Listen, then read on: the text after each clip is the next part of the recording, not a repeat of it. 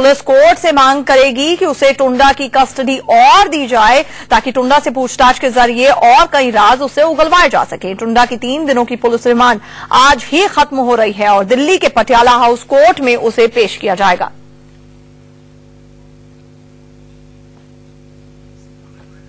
हमारे साथ अबे जुड़े हुए हैं। अबे, जानना चाहेंगे कितने बजे पेश करेगी दिल्ली पुलिस टुंडा को पटियाला हाउस कोर्ट में? देखिए, आजकल 12 बजे के बाद का समय रखा गया है। उम्मीद की जा सकती है कि लंच के बाद टुंडा को पटियाला हाउस कोर्ट में पेश किया जाएगा।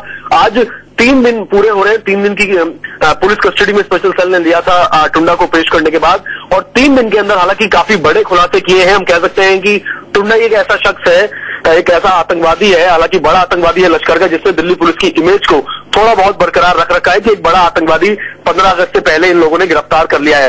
अब कहानी ये है कि अब इससे बहुत सारे खुलासे किए हैं। इसने स्पेशल सेल को यह भी बताया कि साल 2002 में दाऊद इब्राहिम ने इसे इनवाइट किया था अपने घर पे, जहां पर इसकी मुलाकात दाऊद से हुई थी। साथ ही साथ लश्कर के और बड़े आतंकवादी हाफिज सईद और हाफिज सईद के अलावा बब्बर खालसा के भी काफी सारे लोगों का इसने नाम लिया है स्पेशल सेल के आगे। अब स्पेशल सेल जो इसका फोन है, आज जब इसे पेश किया जाएगा तो इसे दोबारा से कस्टडी में लेने की कोशिश इसलिए की जाएगी क्योंकि जो इसका फोन स्पेशल सेल को मिला है उसके अंदर काफी सारे नाम कोडवर्ड से सेव कर रखे हैं, तो कहीं ना कहीं इसी की जांच करने के लिए दोबारा कस्टडी की मांग की जाएगी। जी, हमारे साथ जुड़ने के लिए अभी आपका बहुत बहुत शुक्रिया। आप नजर बनाए रखें, हम फिर से अपडेट के लिए आपके पास लौटेंगे। दाऊद का दाहिना हाथ और आईएसआई का सबसे भरोसेमंद आतंकी अब्दुल करीम टुंडा ने सनसनीखेज खुलासा किया है। दाऊद, हाफिज, लश्कर और आईएसआई ने हिंदुस्तान को दहलाने की सबसे बड़ी साजिश रची और ये खुलासा किया है टुंडा ने।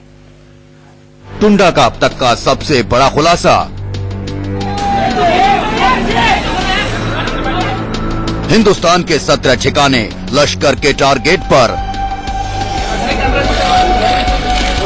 दिल्ली, मुंबई, पुणे, सतारा, अहमदाबाद और जम्मू समेत 17 ठिकाने।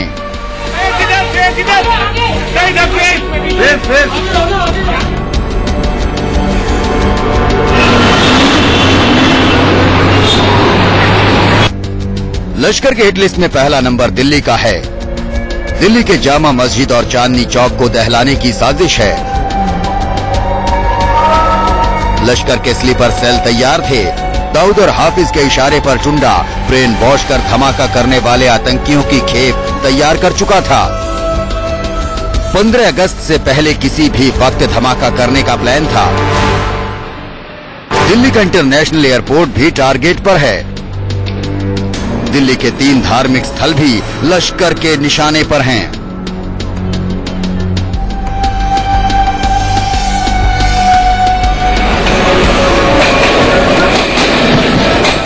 टुंडा के हिट लिस्ट में दूसरा नाम मुंबई का है। मुंबई इंटरनेशनल एयरपोर्ट और 2 धार्मिक स्थल पर धमाके की साजिश रची गई। आतंकवादी टुंडा ने दिल्ली पुलिस की पूछताछ में बताया कि मुंबई एयरपोर्ट को लश्कर निशाना बना सकता है। हालांकि यहाँ सुरक्षा व्यवस्था पहले से हर दिन कड़ी व्यवस्था रहती है, लेकिन खुलासे के बाद यहाँ की सुरक्षा व्यवस्था काफी कड़ी कर दी गई है। सीसीटीवी से निगरानी की जा रही है। इसके अलावा यहाँ पे मुंबई एयरपोर्ट पे जो भी सुरक्षा एजेंसियां हैं उनको अलर्ट जारी कर दिया गया है। दिल्ली को 15 अगस्त से पहले और मुंबई को दिवाली से पहले दहलाने का प्लान था।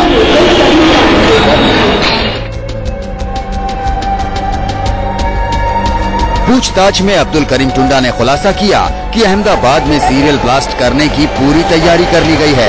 अहमदाबाद में चप्पे चप्पे पर बम बिछाने की साजिश रची गई।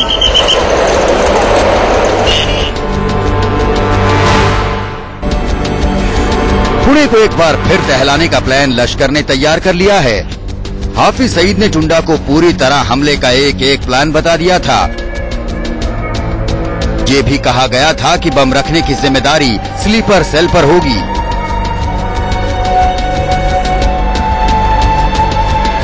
टुंडा ने पूछताछ में खुलासा किया है कि जम्मू को दहलाने की साजिश को अंजाम देने की जिम्मेदारी कश्मीर में काम कर रहे आतंकी संगठनों को दी गई है। लश्कर के खूंखार आतंकी अब्दुल करीम टुंडा की गिरफ्तारी एक बड़ी गिरफ्तारी साबित हो रही है। टुंडा के सुरक्षा एजेंसियों के सवालों के जवाब में ये साफ हुआ कि टुंडा का भारत आने का मकसद क्या था। भारत के कई ठिकानों को निशाना बनाने के फिराक में थे आतंकी संगठन। अगर बात जम्मू की जाए तो जम्मू रेलवे स्टेशन और एक धार्मिक स्थल को भी निशाना बनाने की फिराक में थे आतंकी संगठन। अब ये देखा जा रहा है कि टुंडा के खुलासों के बाद ये भी खुलासा हो सके कि यहाँ पर आतंकियों का नेटवर्क कैसा और क्या है, ताकि इन सब चीजों से निपटा जा सके। Ajay Jandial, India news, Jammu. आगे बढ़ते हैं। समाजवादी पार्टी के नेता आजम खां पार्टी सुप्रीमो मुलायम सिंह